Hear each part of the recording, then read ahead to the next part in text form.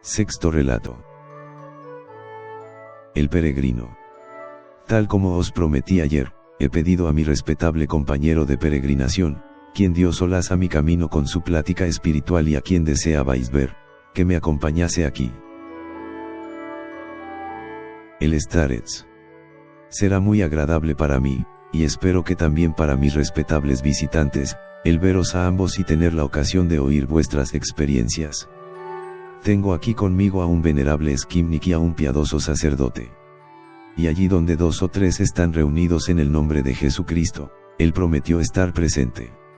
Y ahora estamos aquí 5 reunidos en su nombre, por lo que sin duda Él se dignará derramar sus bendiciones aún con mayor generosidad.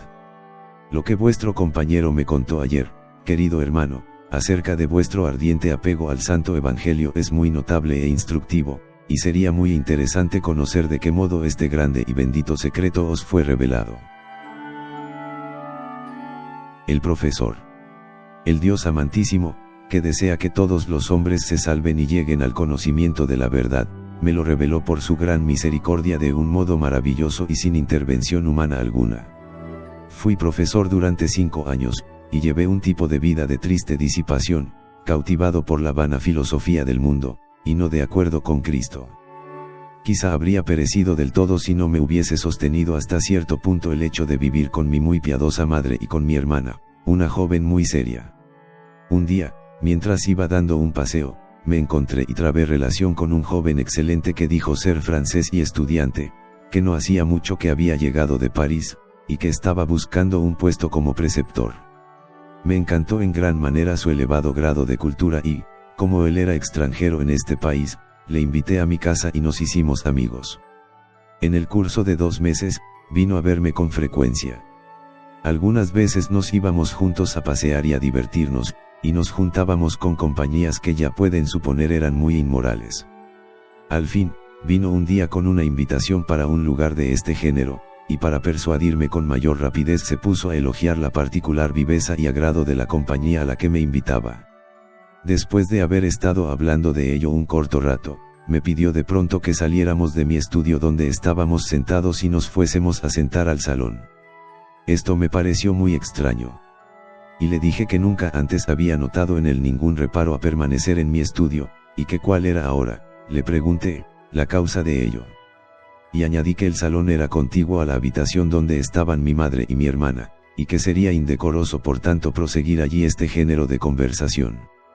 Insistió con varios pretextos, pero al final declaró abiertamente, entre esos libros de la estantería, tienes un ejemplar de los Evangelios.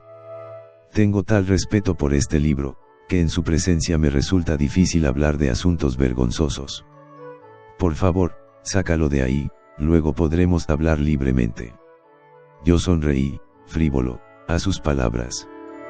Tomando los Evangelios del estante, dije, deberías habérmelo dicho mucho antes, y se los tendí, diciendo, bueno, tómalos tú mismo y ponlos en cualquier rincón de la habitación.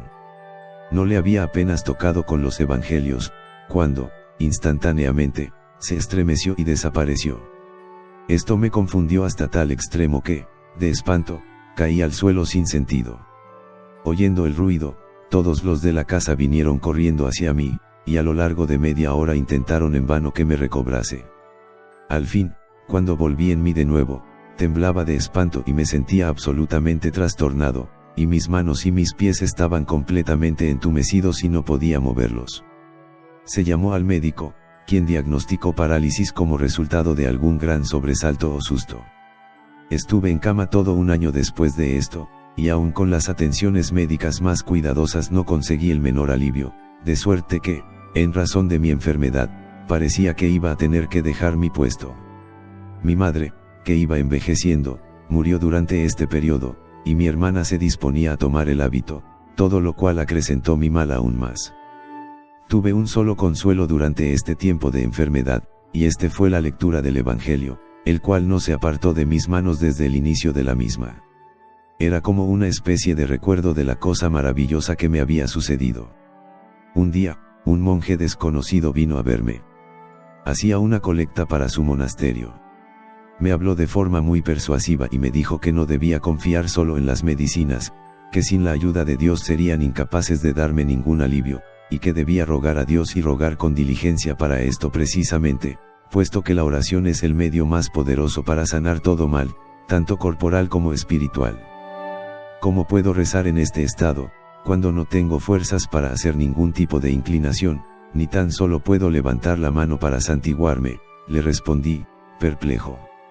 A lo que dijo, bueno, sea como fuere, rezad de un modo u otro. Pero no se extendió más en ello, ni me explicó realmente cómo rezar. Cuando mi visitante hubo partido, me parece que casi sin querer me puse a pensar acerca de la oración y acerca de su fuerza y de sus efectos, haciendo memoria de las enseñanzas que yo había recibido sobre conocimientos religiosos mucho tiempo atrás, cuando aún era estudiante. Esto me ocupó muy felizmente y renovó en mi mente el conocimiento en materia de religión, a la par que dio alegría a mi corazón. Al mismo tiempo, empecé a sentir cierto alivio en mi afección.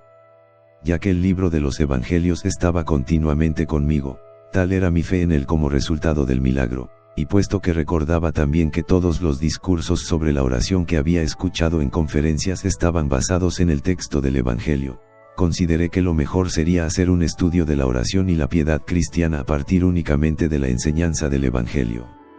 Extrayendo laboriosamente su significado, bebí en él como de una abundante fuente, y encontré un método completo para la vida de redención y de la auténtica oración interior.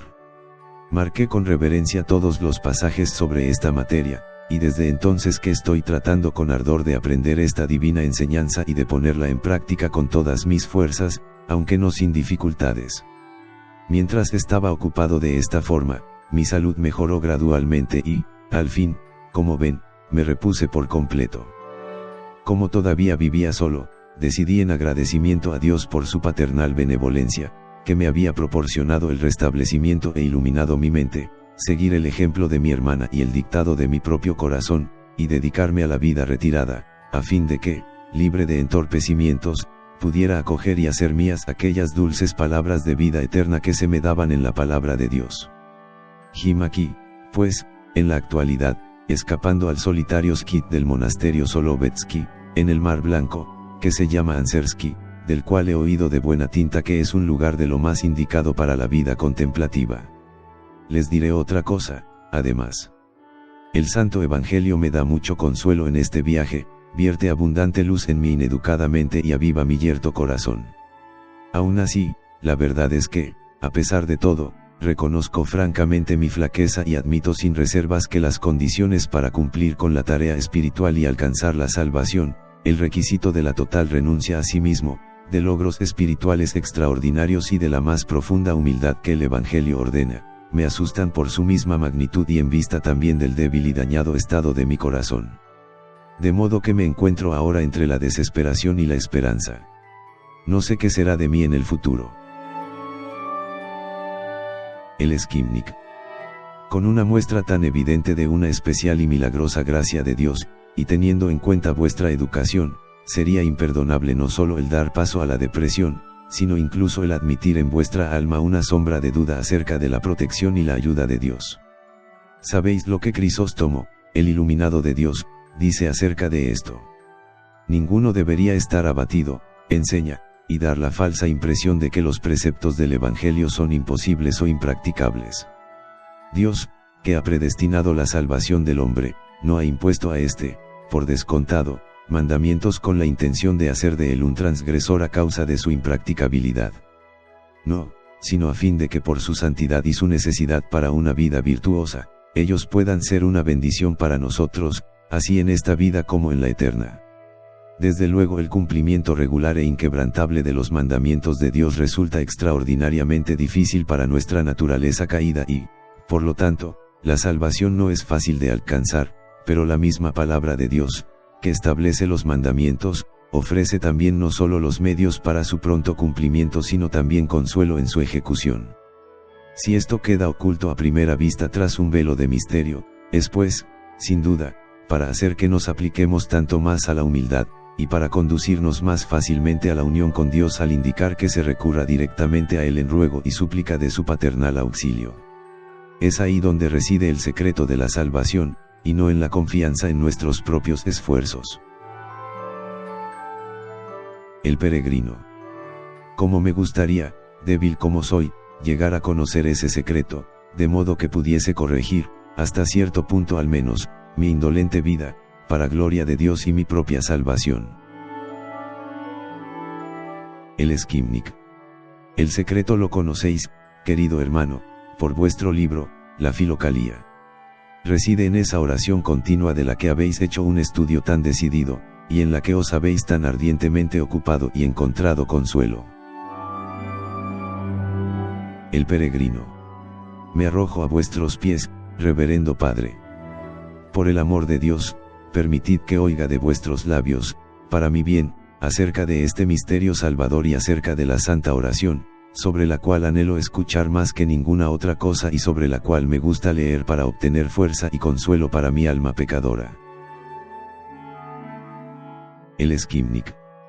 No puedo satisfacer vuestro deseo con mis propias opiniones sobre esta elevada materia porque no poseo sino muy poca experiencia de la misma. Pero tengo unas notas escritas muy claramente por un autor espiritual precisamente sobre esta cuestión.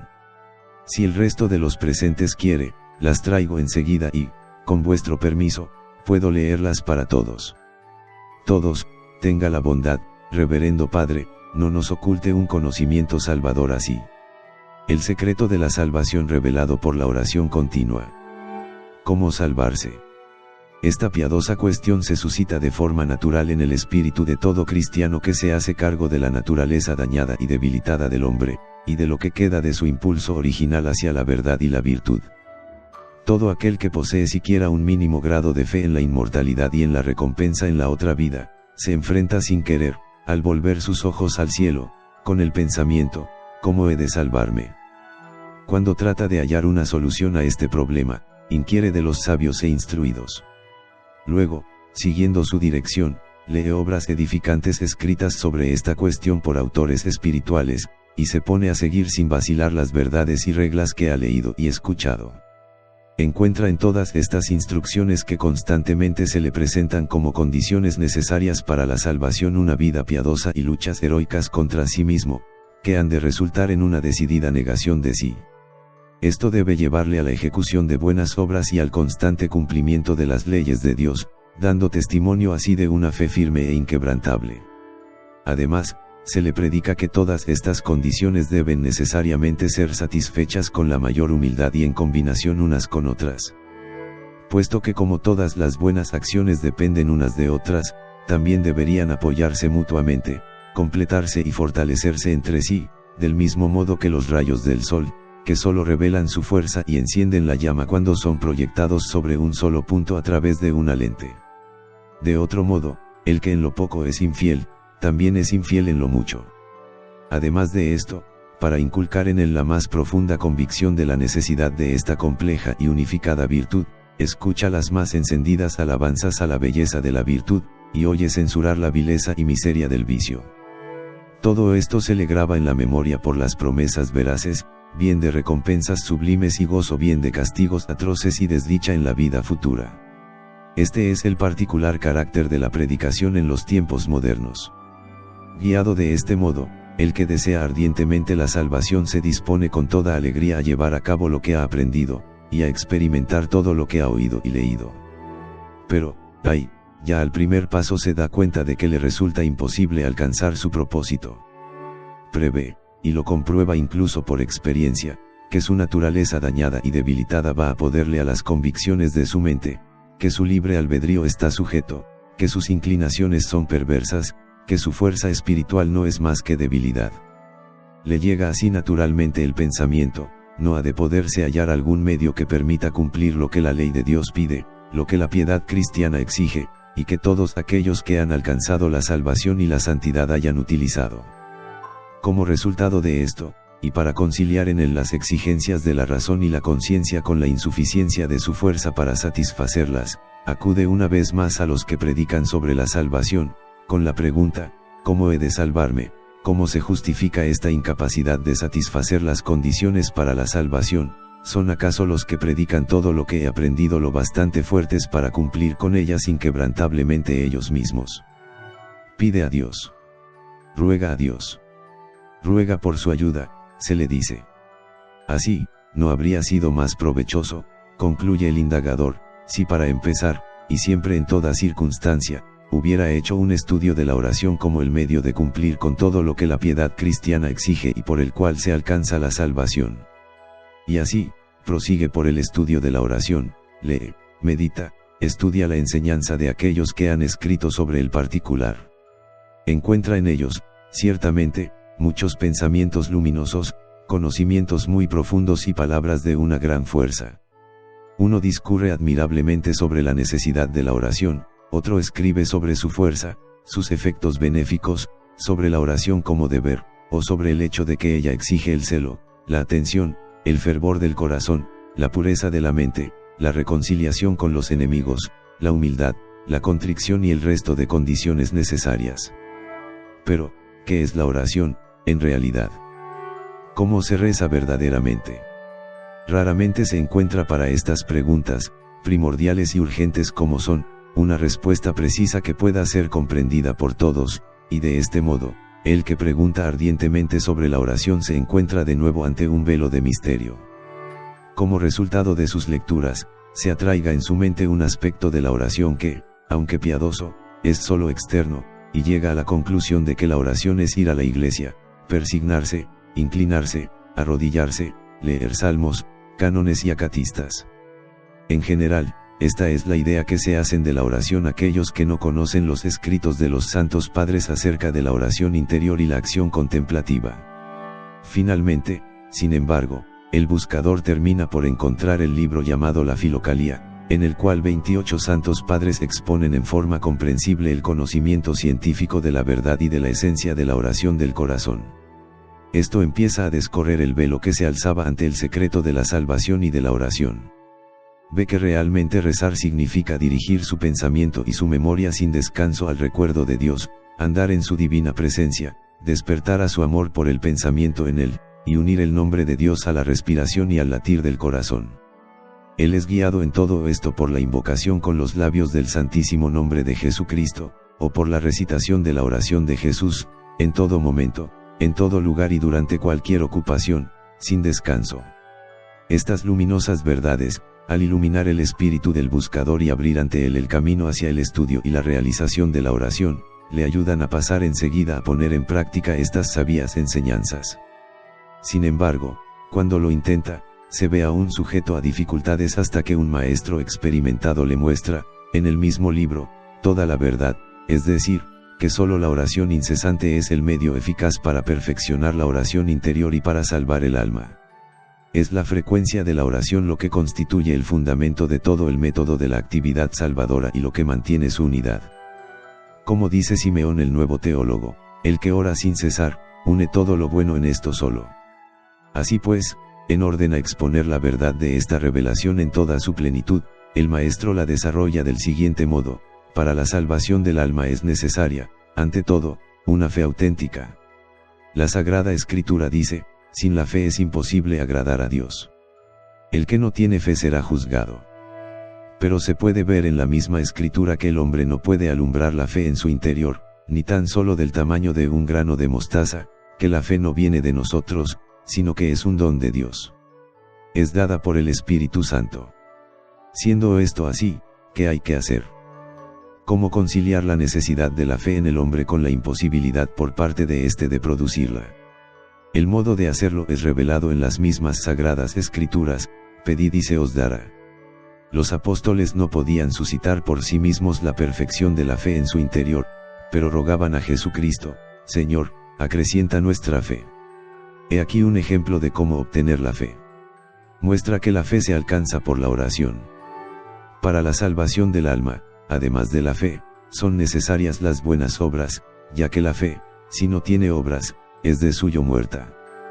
Pues el hombre es juzgado por sus obras, y no por su sola fe. Si quieres entrar en la vida, guarda los mandamientos: no matarás, no adulterarás, no hurtarás, no levantarás falso testimonio, honra a tu padre y a tu madre y ama al prójimo como a ti mismo. Y hay que guardar todos estos mandamientos a la vez, porque quien observe toda la ley, pero quebrante un solo precepto, viene a ser reo de todos. Así lo enseña el apóstol Santiago. Y el apóstol San Pablo dice: describiendo la debilidad del hombre, que por las obras de la ley nadie será reconocido justo ante él. Porque sabemos que la ley es espiritual, pero yo soy carnal, vendido por esclavo al pecado. Porque el querer el bien está en mí, pero el hacerlo no. En efecto, no hago el bien que quiero, sino el mal que no quiero. Así pues, yo mismo, que con la mente sirvo a la ley de Dios, sirvo con la carne a la ley del pecado. ¿Cómo ejecutar las obras prescritas por la ley de Dios, si el hombre está sin fuerzas y no puede guardar los mandamientos? Él no tiene posibilidades de hacerlo hasta que pide por ello, hasta que reza para ello. Y no tenéis porque no pedís. 26, esa es la causa, nos dice el apóstol. Y el propio Jesucristo dice, sin mí no podéis hacer nada. Y a propósito de hacerlo con Él, Él nos da esta enseñanza: permaneced en mí y yo en vosotros. El que permanece en mí y yo en Él, ese da mucho fruto. Pero estar en Él significa sentir continuamente su presencia, rezar continuamente en su nombre. Si me pidiereis alguna cosa en mi nombre, yo la haré. Así, la posibilidad de hacer buenas obras se alcanza solo por la oración. Un ejemplo de esto puede verse en el propio San Pablo. 3 veces rezó para vencer la tentación, doblando la rodilla ante Dios Padre, para que Él le diese fuerzas en el hombre interior, y al fin se le ordenó por encima de todo rezar, y rezar continuamente para todo.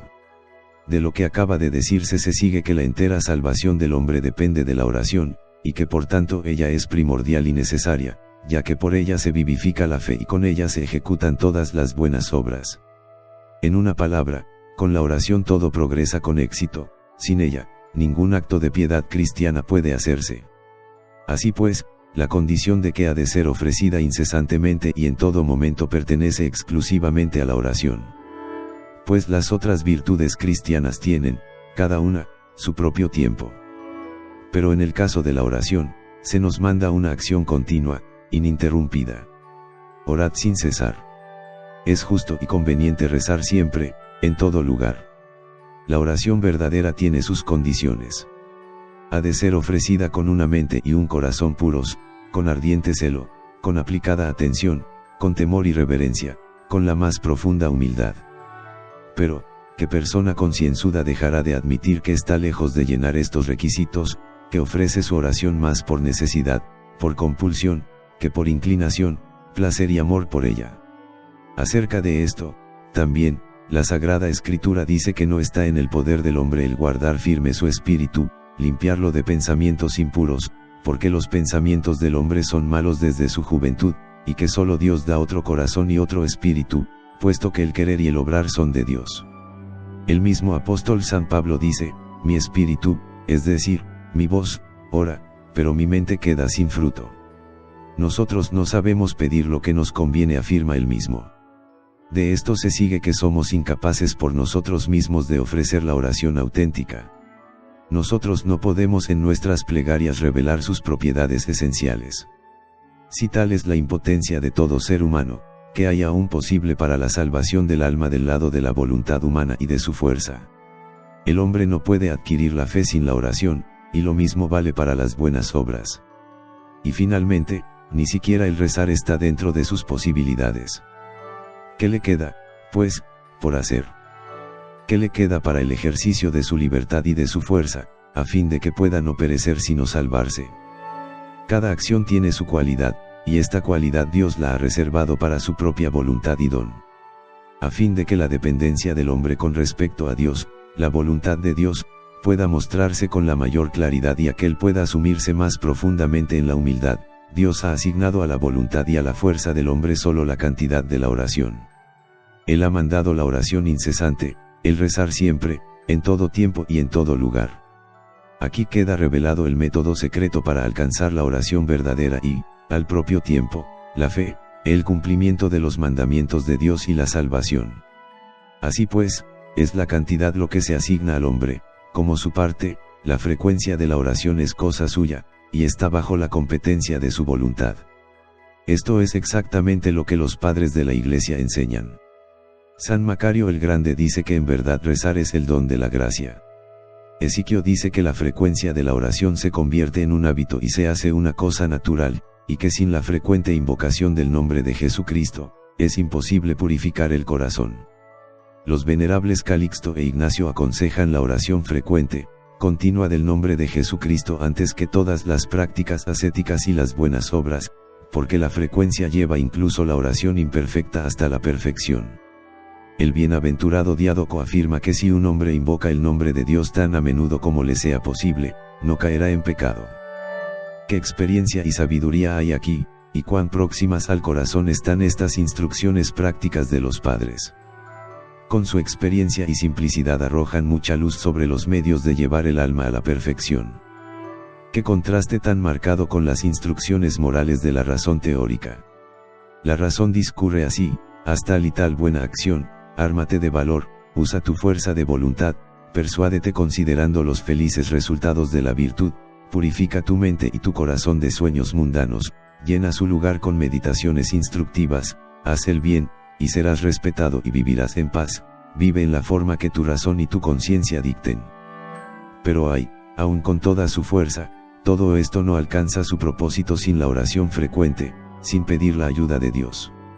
Vayamos ahora a algunas otras enseñanzas de los padres, y veremos lo que dicen sobre, por ejemplo, purificar el alma. San Juan Clímaco escribe: cuando el espíritu esté ensombrecido por pensamientos impuros, pon en fuga al enemigo con la repetición frecuente del nombre de Jesús. No encontrarás ni en los cielos ni en la tierra arma más poderosa y eficaz que esta.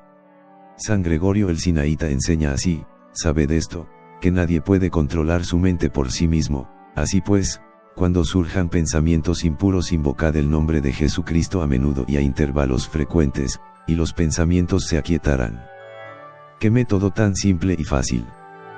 Con todo, está probado por la experiencia. Qué contraste con el consejo de la razón teórica, que pretende presuntuosamente llegar a la pureza por sus propios esfuerzos. Y una vez tomada nota de estas instrucciones basadas en la experiencia de los santos padres, llegamos a la verdadera conclusión, que el método principal, el único, y uno muy fácil de alcanzar la meta de la salvación y de la perfección espiritual es la frecuencia y la ininterrupción de la oración, por débil que sea. Alma cristiana, si no encuentras en ti misma la fuerza de adorar a Dios en espíritu y en verdad, si tu corazón no siente aún el calor y la dulce satisfacción de la oración interior, entonces aporta al sacrificio de la oración lo que puedas, lo que esté dentro de las posibilidades de tu voluntad, lo que esté en tu poder. Familiariza, ante todo, al humilde instrumento de tus labios con la invocación piadosa, frecuente y persistente. Que ellos invoquen el poderoso nombre de Jesucristo a menudo y sin interrupción. No es un gran esfuerzo, y está dentro de las posibilidades de todo el mundo. Esto es, también, lo que ordena el precepto del santo apóstol: por él ofrezcamos de continuo a Dios sacrificio de alabanza, esto es, el fruto de los labios que bendicen su nombre. Ciertamente, la frecuencia de la oración crea un hábito y se hace algo natural. Conduce a la mente y al corazón, de tiempo en tiempo, a un estado conveniente. Supongamos que un hombre cumple continuamente este solo mandamiento de Dios acerca de la oración incesante, pues bien, en esta sola cosa los habrá cumplido todos. Porque si ofrece la oración sin interrupción, en todo momento y en toda circunstancia, invocando en secreto el santísimo nombre de Jesús, aunque al principio puede que lo haga sin ardor ni celo espirituales, e incluso forzándose a ello, no tendrá tiempo entonces para conversaciones vanas, ni para juzgar a su prójimo, ni para inútiles pérdidas de tiempo en pecaminosos placeres de los sentidos.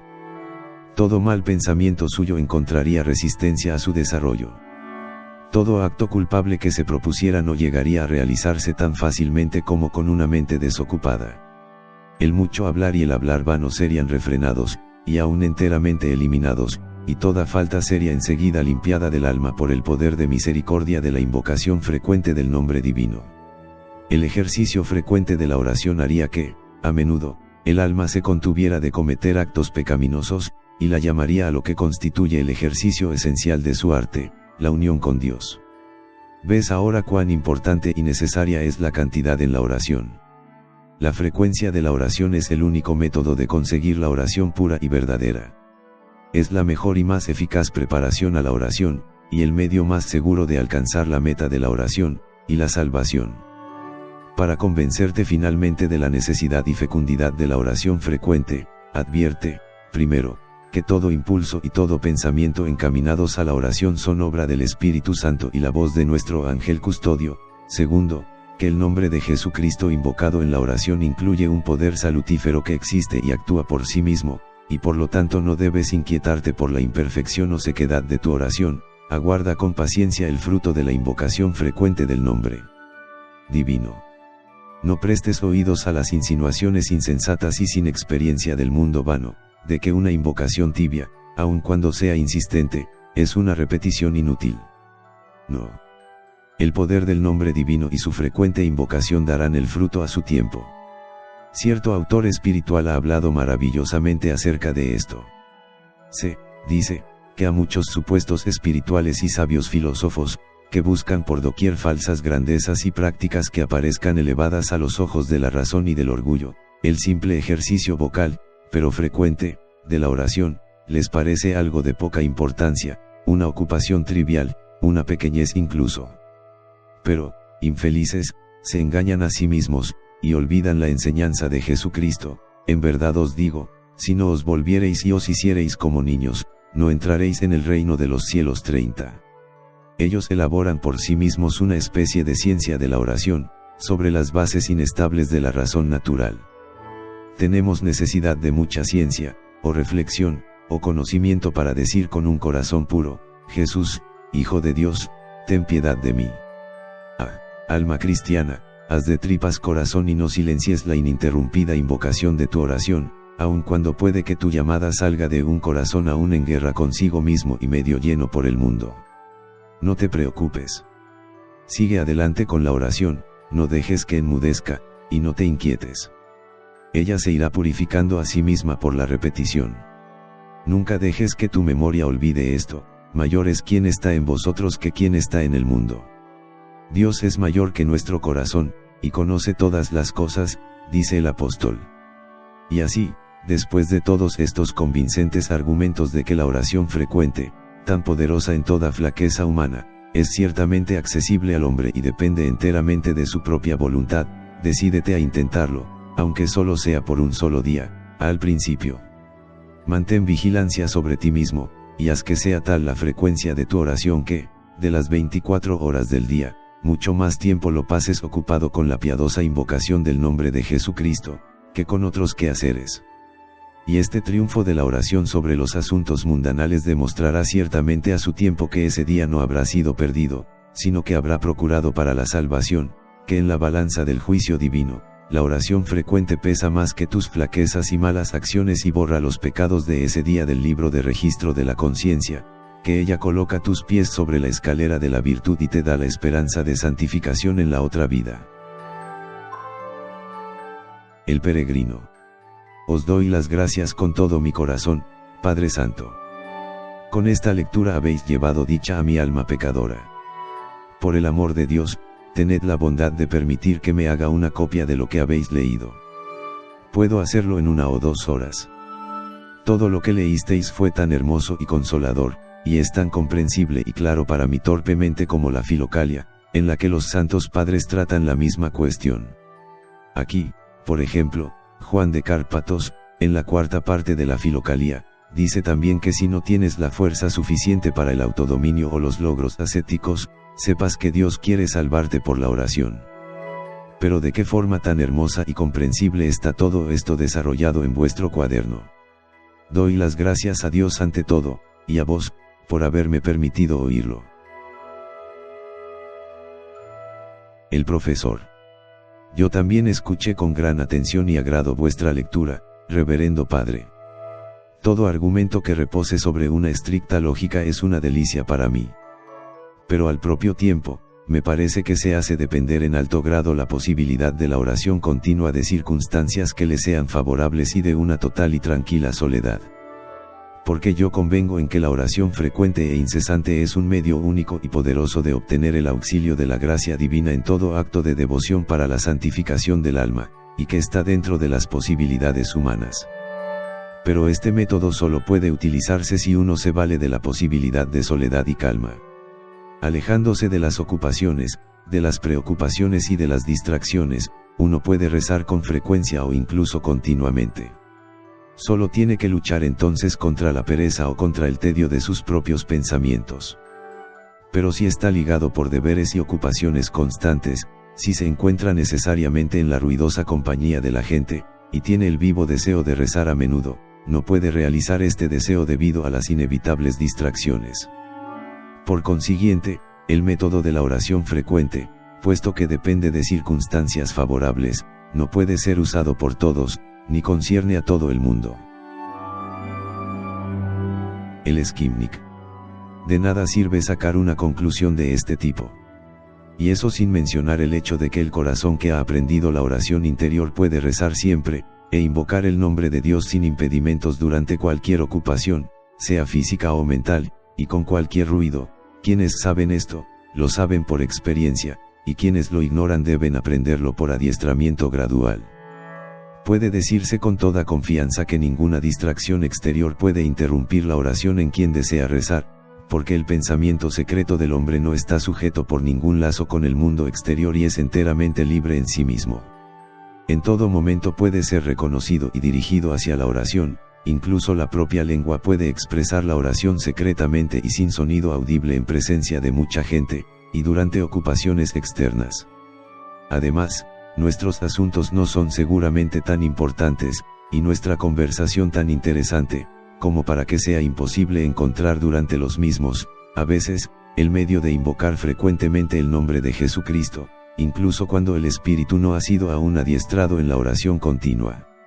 Aunque, naturalmente, la soledad y la evasión de las distracciones constituyen realmente la condición principal para la oración atenta y continua, deberíamos aún así sentirnos culpables por la rareza de nuestra oración, porque la cantidad y la frecuencia están en la mano de todos, tanto sanos como enfermos. Están bajo la esfera de acción de su voluntad. Pueden encontrarse ejemplos que lo prueban, en aquellos que aunque cargados de obligaciones, deberes, cuidados, preocupaciones y trabajo, no solo han invocado siempre el divino nombre de Jesucristo, sino que incluso de este modo aprendieron y alcanzaron la incesante oración interior del corazón. Así el patriarca Focio, elevado del rango de senador a la dignidad patriarcal, quien gobernando el vasto patriarcado de Constantinopla perseveró continuamente en la invocación del nombre de Dios, y alcanzó así la oración del corazón que actúa por sí misma. O Calixto, del santo monte Athos, quien aprendió la oración incesante mientras llevaba a cabo su atareada labor de cocinero. O el sencillo Lázaro, quien cargado continuamente de trabajo para la congregación, repetía ininterrumpidamente, en medio de todas sus ruidosas ocupaciones, la oración de Jesús y se hallaba en paz. Y muchos otros, que han practicado de modo semejante la invocación continua del nombre de Dios. Si fuese algo imposible rezar en medio de ocupaciones que implican distracción, o en la compañía de gente, entonces, por supuesto, no se nos habría mandado. San Juan Crisóstomo, en su enseñanza sobre la oración, dice: ninguno debería responder que es imposible al hombre ocupado con los cuidados del mundo y que no puede ir a la iglesia el rezar siempre. En todas partes, donde quiera que os encontréis, podéis levantar un altar a Dios en vuestro espíritu por medio de la oración, y por lo tanto es oportuno rezar en vuestro trabajo, de viaje, de pie al mostrador o sentados, en vuestras ocupaciones manuales. En todas partes y en todo lugar es posible rezar y, en efecto, si uno vuelve su atención diligentemente sobre sí mismo, entonces en todas partes encontrará circunstancias apropiadas para la oración, con solo que esté convencido de que la oración debería constituir su principal ocupación y tener precedencia sobre cualquier otro deber. Y en este caso, uno naturalmente ordenaría sus asuntos con mayor decisión, en la necesaria conversación con otra gente mantendría la brevedad, una tendencia al silencio y una aversión hacia las palabras ociosas, no estaría excesivamente inquieto por las cosas molestas. Y de este modo, hallaría más tiempo para la oración tranquila. Con tal regla de vida, todas sus acciones, por el poder de la invocación del nombre de Dios, serían coronadas por el éxito y, finalmente, se adiestraría para la piadosa invocación ininterrumpida del nombre de Jesucristo. Llegaría a saber por experiencia que la frecuencia de la oración, este medio único de salvación, es una posibilidad de la voluntad humana, que es posible rezar a toda hora, en toda circunstancia y en todo lugar, y elevarse fácilmente de la oración vocal frecuente a la oración mental, y de esta, a la oración del corazón, la cual abre el reino de Dios dentro de nosotros. El profesor. Admito que sea posible, e incluso fácil, rezar frecuentemente, y aún continuamente, durante ocupaciones mecánicas, ya que el trabajo corporal mecánico no requiere un empleo profundo de la mente o mucha reflexión, y, por lo tanto, mientras lo ejecuto mi mente puede estar inmersa en oración continua, y mis labios seguirla igualmente. Pero sí debo ocuparme en algo exclusivamente intelectual, como, por ejemplo, el leer atentamente, o el estudiar con detenimiento una cuestión profunda, o la composición literaria, como puedo rezar con mi mente y mis labios en tal caso. Y ya que la oración es, por encima de todo, una acción de la mente, como puedo dar a la misma mente, y en el mismo momento, diferentes cosas a hacer. El skimnik, la solución de vuestro problema no es en absoluto difícil, si tomamos en consideración que los que rezan continuamente se dividen en 3 clases, primero, los principiantes, segundo, los que han hecho algún progreso, y tercero, los bien adiestrados. Ahora bien, los principiantes son frecuentemente capaces de experimentar, a veces, un impulso de la mente y del corazón hacia Dios, y de repetir con los labios cortas oraciones, aún ocupados en un trabajo mental. Los que han hecho algún progreso y han conseguido una cierta estabilidad de la mente, son capaces de estar ocupados en meditar o en escribir en la ininterrumpida presencia de Dios, como base de la oración. El siguiente ejemplo lo ilustrará. Imaginad que un monarca severo y exigente os ordenase componer un tratado sobre una cuestión abstrusa en su presencia, a los pies de su trono. A pesar de que pudierais estar absolutamente ocupado en vuestro trabajo, la presencia del rey, que tiene poder sobre vos y que tiene vuestra vida en sus manos, no os permitiría olvidar ni un solo momento que estáis pensando, reflexionando y escribiendo no en soledad, sino en un lugar que exige de vos una reverenda, respeto y compostura particulares. Esta viva sensación de la proximidad del rey expresa muy claramente la posibilidad de estar ocupado en incesante oración interior aún durante el trabajo intelectual. Por lo que respecta a los otros, aquellos que por un hábito prolongado o por la gracia de Dios han progresado en la oración mental hasta alcanzar la oración del corazón, estos no rompen su oración continua durante profundos ejercicios intelectuales, ni tan siquiera durante el sueño. Como el muy sabio nos ha dicho, yo duermo, pero mi corazón vela. Muchos, esto es, los que han conseguido este mecanismo del corazón, adquieren una aptitud tal para invocar el nombre divino, que él por sí mismo se despierta a la oración, inclina la mente y todo el espíritu a una efusión de oración incesante en cualquier circunstancia que se halle el que ora, y por abstracta e intelectual que sea su ocupación en ese momento. El sacerdote. Permitidme, reverendo Padre, que diga lo que pienso. Dadme la oportunidad de decir un par de palabras. Estaba admirablemente indicado en el artículo que leísteis que el único medio de salvación y de alcanzar la perfección es la oración frecuente, de cualquier tipo. Pues bien, yo no entiendo muy bien esto, y me parece así, ¿de qué me serviría rezar e invocar el nombre de Dios continuamente con mi lengua y mis labios solo, si no prestase atención a lo que dijeran y lo comprendiese? Esto no sería más que una vana repetición. Su resultado será, tan solo, que la lengua irá siguiendo con su cháchara y que la mente, obstaculizada en sus meditaciones por esto, verá perjudicada su actividad. Dios no pide palabras, sino una mente atenta y un corazón puro. ¿No sería mejor ofrecer una oración, por corta que fuese, puede incluso que raramente o solo en determinados momentos, pero con atención, con celo y fervor del corazón, y con la debida comprensión? De otro modo, aunque digáis la oración día y noche, con todo no conseguís pureza de mente y no estáis ejecutando ningún acto de devoción ni obteniendo nada para vuestra salvación. No os apoyáis más que en una charla exterior, y os cansáis y os aburrís, y al final el resultado es que vuestra fe en la oración se enfría completamente, y que abandonáis del todo este infructuoso proceder. Además, la inutilidad de la oración con los labios solos puede verse por lo que nos ha sido revelado en la Sagrada Escritura, como por ejemplo, este pueblo me honra con los labios, pero su corazón está lejos de mí. 33. No todo el que dice, Señor, Señor, entrará en el reino de los cielos. Pero en la iglesia prefiero hablar 10 palabras con sentido, a decir 10.000 palabras en lenguas. Todo esto muestra la esterilidad de la oración exterior distraída de la boca. El Skimnik.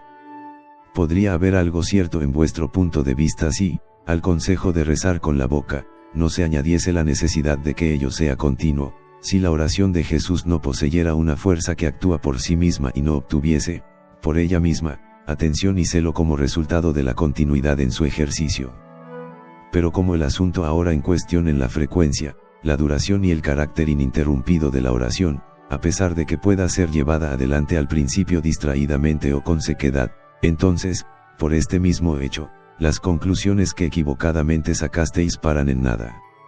Investiguemos la cuestión un poco más de cerca. Un autor espiritual, después de argumentar sobre el gran valor y provecho de la oración frecuente expresada en una sola fórmula, dice finalmente: mucha gente supuestamente ilustrada considera esta ofrenda frecuente de una sola y misma plegaria como inútil e incluso insignificante, tachándola de mecánica y de ocupación irreflexiva, propia de gente simple. Pero, desgraciadamente, ellos no conocen el secreto que se revela como resultado de este ejercicio mecánico, no saben cómo este culto frecuente de los labios se convierte imperceptiblemente en una auténtica llamada del corazón, penetra en la vida interior, llega a ser un deleite y se vuelve, por así decirlo, natural al alma, dándole luz y sustento, y conduciéndola a la unión con Dios. Estos críticos me hacen pensar en unos niños pequeños a quienes se les enseñaba el alfabeto y a leer. Cuando se hubieron cansado de ello, exclamaron: ¿no sería 100 veces mejor ir de pesca, como papá, que pasar todo el santo día repitiendo sin cesar A, B, C, o haciendo garabatos con un lápiz en una hoja de papel? El valor de saber leer, y las luces que aporta, que ellos solo podían conseguir como resultado de este fatigoso estudio memorístico de las letras, era un secreto oculto para ellos. Del mismo modo, la invocación simple y frecuente del nombre de Dios es un secreto oculto para aquellos que no están convencidos de sus resultados y de su gran valor. Ellos, estimando el acto de fe en función de la fuerza de su propia razón inexperta y miope, olvidan, al hacerlo, que el hombre tiene dos naturalezas, en directa influencia de una sobre otra, que el hombre está compuesto de alma y de cuerpo. Porque, por ejemplo, cuando deseas purificar tu alma, te ocupas primeramente del cuerpo y lo haces ayunar, privándole de sustento y de alimentos estimulantes. Es, por supuesto, para que no obstaculice o, mejor dicho, para que se vuelva el medio de favorecer la purificación del alma y la iluminación de la mente, de modo que la continua sensación de hambre pueda recordarte tu resolución de buscar la perfección interior y las cosas agradables a Dios, que tan fácilmente olvidas. Y compruebas por experiencia que por el ayuno de tu cuerpo obtienes la purificación de tu mente, la paz de tu corazón, un instrumento para domar tus pasiones y un recordatorio del esfuerzo espiritual. Y así, por medio de cosas exteriores y materiales recibes provecho y ayuda interior y espiritual. Debéis entender lo mismo de la oración frecuente de los labios, que por su larga duración obtiene la oración interior del corazón, y favorece la unión de la mente con Dios. Es vano imaginar que la lengua, fatigada por esta frecuencia y esta estéril falta de comprensión, se verá forzada a abandonar enteramente como inútil este esfuerzo exterior de la oración. No, la experiencia muestra aquí justo lo contrario. Aquellos que han practicado la oración incesante nos aseguran que lo que sucede es esto: el que ha decidido invocar sin cesar el nombre de Jesucristo o, lo que es lo mismo, rezar la oración de Jesús continuamente, encuentra al principio, naturalmente, dificultades, y tiene que luchar contra la pereza. Pero cuanto más tiempo y más duramente se esfuerza en ello, tanto más se familiariza imperceptiblemente con esta tarea, de tal modo que, al final, los labios y la lengua adquieren tal capacidad de moverse por sí mismos, que incluso sin ningún esfuerzo por su parte ellos mismos actúan irresistiblemente y rezan la oración silenciosamente. Al mismo tiempo, el mecanismo de los músculos de la garganta se reeduca de tal modo que al rezar empieza a notar que el decir la oración es una de las propiedades esenciales y perpetuas de sí mismo, e incluso siente, cada vez que se detiene, como si algo le faltase. Y de esto resulta que su mente empieza, a su vez, a doblegarse, a escuchar a esta acción involuntaria de los labios, y resulta avivada por ello a la atención, lo que finalmente se convierte en fuente de delicias para el corazón y auténtica oración. Aquí veis, pues, el efecto verdadero y benéfico de la oración vocal continua o frecuente, exactamente a la inversa de lo que suponen quienes ni la han probado ni comprendido. Acerca de esos pasajes de la Sagrada Escritura que presentasteis en apoyo de vuestra objeción, quedarán explicados si los examinamos adecuadamente. La adoración hipócrita de Dios con la boca, la ostentación en ello o la alabanza falta de sinceridad de la exclamación, Señor, Señor, fueron puestas de manifiesto por Jesucristo por esta razón, a saber, que la fe de los orgullosos fariseos era cuestión solo de la boca, y su conciencia no la justificaba en modo alguno ni la confesaban sus corazones. Era a ellos a quienes estas cosas iban dirigidas, y que no se refieren a rezar oraciones, acerca de lo cual Jesucristo dio instrucciones claras, explícitas y precisas. Es preciso orar en todo tiempo y no desfallecer. De modo semejante, cuando el apóstol San Pablo dice que en la Iglesia prefiere 5 palabras dichas con comprensión a una multitud de palabras dichas sin pensar o en una lengua desconocida, él habla de la enseñanza en general, no de la oración en particular, sobre la cual dice con firmeza, quiero que los hombres oren en todo lugar, y suyo es el precepto general, orad sin cesar. Veis ahora cuán provechosa es la oración frecuente con toda su simplicidad, y qué seria reflexión requiere la comprensión adecuada de la Sagrada Escritura. El peregrino. Así es, en verdad, reverendo Padre. He visto a muchos que, bien simplemente, sin las luces de ninguna instrucción y sin saber siquiera lo que es la atención, ofrecían incesantemente con su boca la oración de Jesús. Yo les he visto alcanzar el grado en que sus labios y su lengua ya no podían ser contenidos de decir la oración. Ella les aportaba dicha e iluminación, y de gente débil y negligente hacía podvisniki y campeones de virtud. El skimnik. La oración conduce al hombre a un nuevo nacimiento, por así decirlo. Su fuerza es tanta, que nada, ningún grado de sufrimiento, puede hacerle frente. Si gustáis, y a manera de adiós, voy a leeros, hermanos, un breve pero interesante artículo que llevo conmigo. Todos ellos, escucharemos con el mayor agrado. Sobre el poder de la oración. La oración es tan fuerte, tan poderosa, que se ha podido decir, reza, y haz lo que quieras. La oración te guiará hacia la acción recta y justa. Para agradar a Dios no se necesita más que amor. Ama, y haz lo que quieras, dice el bienaventurado Agustín, porque el que ama de veras no puede desear hacer algo que no agrade a aquel a quien ama. Ya que la oración es la efusión y la actividad del amor, uno puede en verdad decir de modo semejante, para la salvación no se necesita más que la oración continua. Reza, y haz lo que quieras, y alcanzarás la meta de la oración. Por ella obtendrás iluminación. Para desarrollar más con detalle nuestra comprensión de este asunto, tomemos algunos ejemplos. 1. Reza, y piensa lo que quieras. Tus pensamientos serán purificados por la oración. La oración iluminará tu mente, ella apartará y ahuyentará todos los malos pensamientos. Esto lo asegura San Gregorio el Sinaíta. Si quieres eliminar pensamientos y purificar la mente, su consejo es, elimínalos con la oración. Ya que nada como la oración puede controlar los pensamientos. San Juan Climeco dice también a propósito de esto, vence a los enemigos que hay en tu mente con el nombre de Jesús. No hallarás otra arma como esta. 2. Reza, y haz lo que quieras.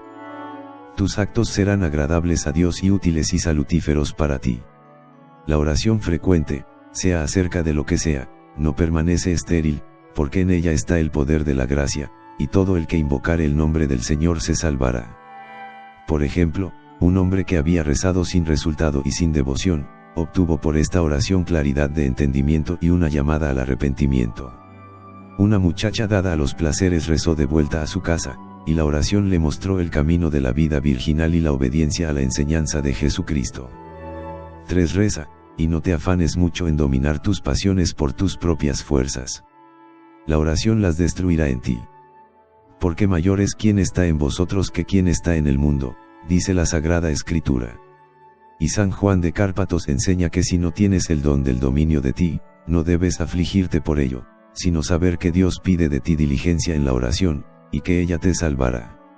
El Starets de quien se nos dice en el Otecnic que cuando caía en pecado no cedía al desaliento, sino que se entregaba a la oración, y por ella recuperaba su equilibrio, es un caso a propósito. 4. Reza, y no temas nada. No temas infortunios ni desastres. La oración te protegerá y los evitará. Recuerda a San Pedro, quien tenía poca fe y se hundía, a San Pablo, que rezaba en prisión, al monje que por la oración fue liberado de los asaltos de la tentación, a la chica que fue librada de las malas intenciones de un soldado como resultado de la oración, y casos semejantes, que ilustran el poder, la fuerza y la universalidad de la oración de Jesús. 5. Reza de un modo u otro, pero reza siempre y no te inquietes por nada. Sé alegre de espíritu y sosegado. La oración lo arreglará todo y te instruirá. Recuerda lo que los santos Juan Crisóstomo y Marcos el Asceta dicen acerca del poder de la oración. El primero declara que la oración, incluso ofrecida por nosotros, que estamos llenos de pecado, nos purifica enseguida. El segundo dice, rezar de un modo u otro está dentro de nuestras posibilidades, pero rezar con pureza es un don de la gracia. Así que ofrece a Dios lo que está en ti poder ofrecer. Dale a Él primero solo la cantidad, que está en tu poder, y Dios derramará sobre ti fuerza para tu flaqueza. La oración, puede que seca y distraída, pero continua, creará un hábito y se volverá algo natural, y se transformará en una oración pura, luminosa, apasionada y meritoria. Hay que notar, por último, que si tu vigilancia en la oración es prolongada, entonces, naturalmente, no tendrás tiempo no ya para cometer acciones pecaminosas, sino ni tan solo para pensar en ellas. ¿Ves ahora qué profundos pensamientos se concentran en esta sabia afirmación? Ama, y haz lo que quieras, reza, y haz lo que quieras. Qué confortante y consolador es todo esto para el pecador abrumado por sus flaquezas, que gime bajo el fardo de sus pasiones encontradas. La oración, he aquí reunida la totalidad de lo que se nos da como medio universal de salvación y de crecimiento del alma en perfección. Solo eso. Pero cuando se menciona la oración, se añade una condición. Orad sin cesar es el mandato de la palabra de Dios. Por consiguiente, la oración muestra su más efectivo poder y su fruto cuando es ofrecida a menudo, incesantemente, porque la frecuencia de la oración pertenece sin duda a nuestra voluntad, así como la pureza, el celo y la perfección en la misma son el don de la gracia. Así pues, rezaremos tan a menudo como podamos, consagraremos toda nuestra vida a la oración, aun cuando ésta esté sujeta a distracciones al empezar. Su práctica frecuente nos enseñará la atención, la cantidad conducirá ciertamente a la calidad. Si quieres aprender a hacer bien alguna cosa, sea la que sea, debes hacerla lo más a menudo posible, dijo un experimentado autor espiritual. El profesor. Verdaderamente, la oración es algo grande, y la frecuencia ferviente de ella es la llave que abre el tesoro de su gracia. Pero, cuán a menudo descubro en mí mismo un conflicto entre el fervor y la pereza. Qué dichoso me haría el encontrar el medio de obtener la victoria y de convencerme a mí mismo y despertar a la aplicación constante a la oración. El Skimnik. Muchos autores espirituales ofrecen numerosos medios basados en un razonamiento lógico para estimular la diligencia en la oración. Te aconsejan, por ejemplo, impregnar tu mente de pensamientos sobre la necesidad, la excelencia y el provecho de la oración para salvar el alma, adquirir la firme convicción de que Dios pide absolutamente de nosotros la oración y que su palabra en todas partes lo manda, recordar siempre que si eres perezoso y descuidado en la oración no podrás hacer progresos en los actos de devoción ni en alcanzar la paz y la salvación y, por lo tanto, sufrirás inevitablemente el castigo en esta vida y el tormento en la venidera. Alentar tu resolución por el ejemplo de todos los santos que han obtenido la santidad y la salvación por medio de la oración continua. A pesar de que todos estos métodos tienen su valor, y provienen de una comprensión auténtica, el alma, dada a lo placentero, que está enferma de apatía, aun cuando los haya aceptado y usado, raramente ve su fruto por esta razón, que estas medicinas son amargas para su deteriorado sentido del gusto, y demasiado flojas para su naturaleza profundamente dañada. Porque, ¿qué cristiano hay que no sepa que debe rezar a menudo y con diligencia, que Dios lo pide de él, que somos castigados por nuestra pereza en rezar, que todos los santos han rezado constantemente y con fervor? Sin embargo, cuán raramente da todo este conocimiento buenos resultados. Todo aquel que se observa a sí mismo, ve que justifica bien poco, y en bien raras ocasiones, estos dictados de la razón y de la conciencia, y que, con recuerdo poco frecuente de ellos, vive todo el tiempo de la misma forma mala y perezosa. Y por ello, los santos padres, con su experiencia y saber divino, conociendo la flaqueza de la voluntad y el exagerado amor al placer del corazón humano, toman una determinación particular acerca de ello, y por lo que se refiere a esto untan de miel el borde de la taza con la medicina. Ellos muestran el medio más fácil y eficaz de poner fin a la pereza y a la indiferencia en la oración en la esperanza, con ayuda de Dios, de alcanzar con la oración la perfección y la dulce expectativa del amor a Dios. Ellos te aconsejan meditar tan a menudo como sea posible acerca del estado de tu alma, y leer atentamente lo que los padres han escrito sobre este particular. Ellos ofrecen la alentadora seguridad de que estos deleites interiores pueden ser alcanzados prontamente y con facilidad en la oración, y dicen cuán deseables han de ser. El gozo profundo, una gran efusión interior de calor y de luz, un entusiasmo indecible, la levedad del corazón, una profunda paz y la propia esencia de la beatitud y del contento son todos ellos resultado de la oración del corazón. Sumergiéndose en reflexiones como esta, el alma débil y fría se enardece y cobra fuerza, se anima de fervor por la oración y es, por así decirlo, tentada a poner a prueba la práctica de la oración. Como dice San Isaac el Sirio, el gozo es un acicate para el alma, gozo que resulta de la esperanza que florece en el corazón, y la meditación sobre esta esperanza constituye el bienestar del corazón. El mismo autor prosigue, desde el principio de esta actividad hasta su mismo fin se presupone que hay cierto método y confianza en su culminación, y esto tanto mueve al alma a sentar una base para la tarea como a sacar consuelo de la visión de su meta durante todo el trabajo por alcanzarla. Del mismo modo, San Ezequiel, después de describir el obstáculo que representa la pereza para la oración, y de quitar ideas falsas acerca de la renovación del fervor por ella, dice por último, abiertamente, si no estamos dispuestos a desear el silencio del corazón por ninguna otra razón, entonces que sea por el deleite que el alma experimenta en ello, y por la alegría que aporta. Se sigue de aquí que este Santo Padre pone la deliciosa sensación de alegría como acicate para la asiduidad en la oración, y del mismo modo Macario el Grande enseña que nuestros esfuerzos espirituales, la oración, deberían ser llevados a cabo con el propósito y en la confianza de que den fruto, esto es, goce a nuestro corazón.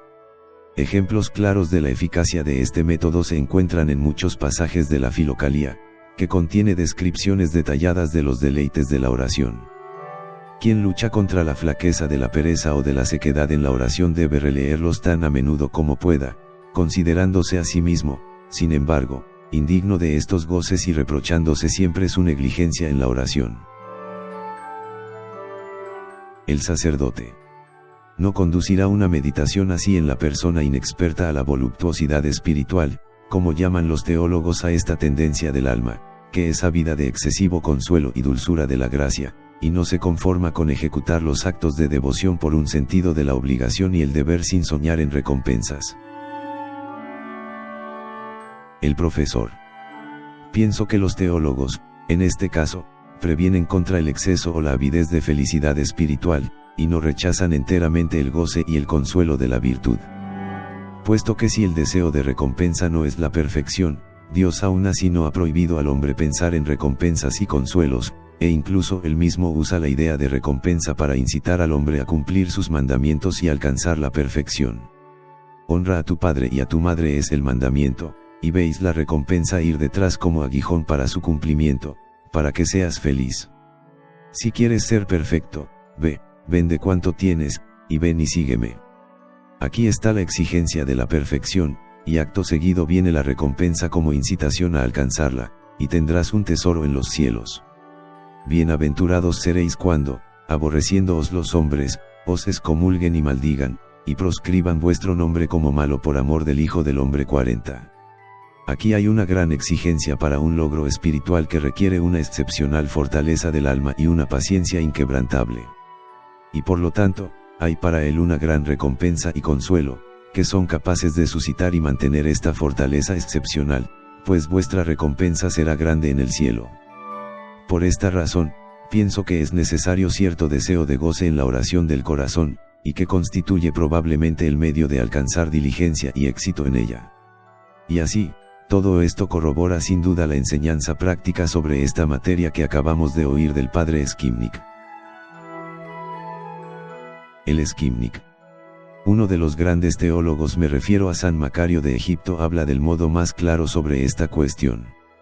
Dice: así como cuando plantas una vid dedicas tu atención y tu esfuerzo con el propósito de recoger la vendimia, pues si no fuera así toda tu labor sería estéril, así también en la oración, si no buscas el provecho espiritual, esto es, el amor, la paz, el gozo y lo demás, tu trabajo será inútil.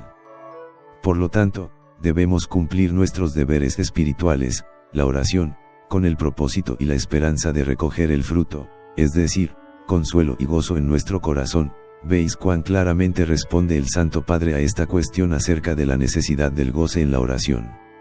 Y, en realidad, me acaba de venir a la cabeza un punto de vista que leí no hace mucho de un autor de temas espirituales, y que era más o menos que el hecho de que la oración sea natural al hombre es lo que constituye la causa principal de su inclinación hacia ella. Así, el reconocimiento de esta naturalidad puede servir también, en mi opinión, como eficaz medio de avivar la diligencia en la oración, el medio que el profesor busca tan afanosamente. Permitidme ahora resumir brevemente los puntos sobre los que dirigí la atención en ese cuaderno. Por ejemplo, el autor dice que la razón y la naturaleza conducen al hombre al conocimiento de Dios.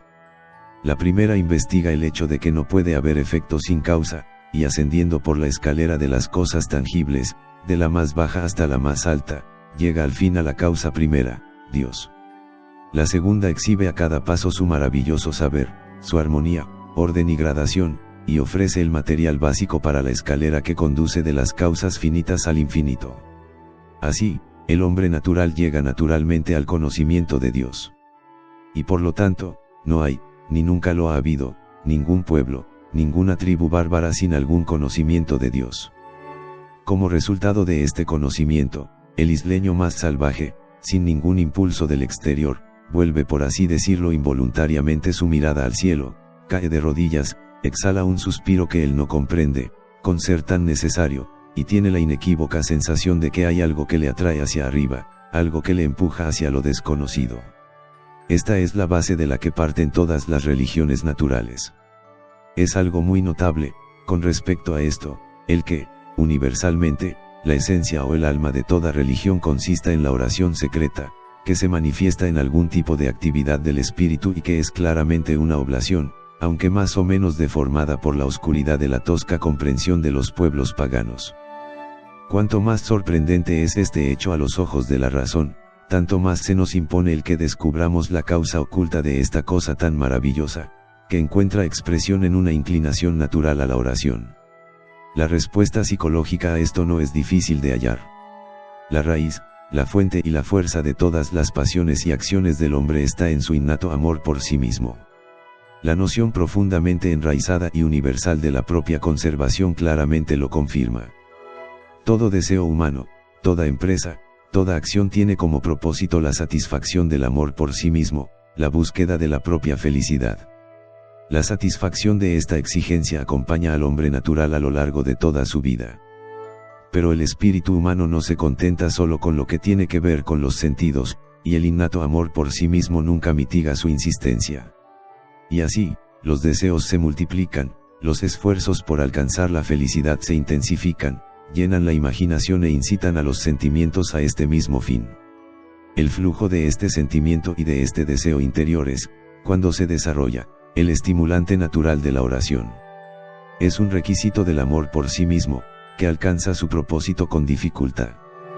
Cuanto menos consigue el hombre natural alcanzar la felicidad y cuanto más lo pretende, tanto más su anhelo crece y tanto más encuentra en la oración una salida para éste.